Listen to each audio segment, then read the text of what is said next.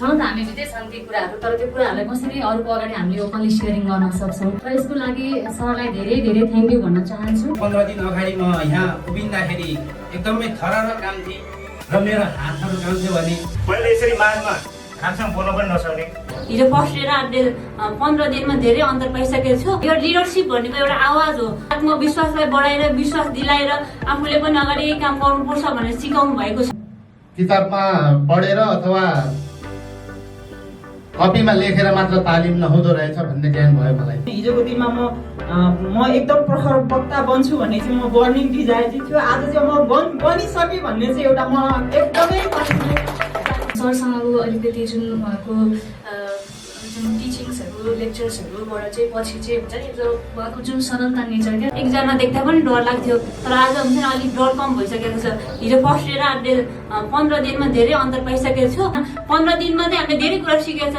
सकारात्मक विचार, योग, ध्यानदेखि लिएर सबै आफूमा भएको हुन्छ नि नकारात्मक सोचभित्र हटाएर सकारात्मक विचारहरू अनि दृढ विश्वास, इच्छा शक्ति, कर्म शक्ति, यसलाई सबैलाई समेटेर उहाँले सिकाउनु भएको छ र उहाँ हजुरहरू पनि के सिक्न चाहनुहुन्छ भने आउनु सक्नुहुन्छ।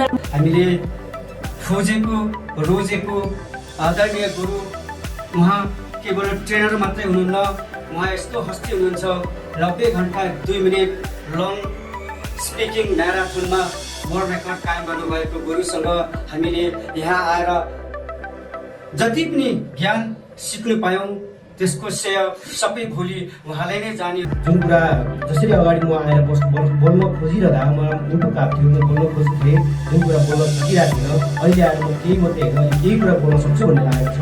जुन प्लेटफर्म आज Nepal research and training centre यो हामीले आफ्नो इच्छा शक्ति भएर र छानेर त्यो पनि यही नेपाल रिसर्च एन्ड ट्रेनिङ सेन्टरलाई नै खोजेर आउँदा हामीले यो पाएका छौँ कि भोलिको लागि हामी गर्न सक्छौँ। हामीले प्लेटफर्म दिनुभएको सर्वप्रथम डाक्टर अनन्तराम केसीज्यूलाई पनि हार्दिक आभार व्यक्त गर्छु। हामीले आज हजारौँ हजार सूत्रहरू दिनुभएको छ।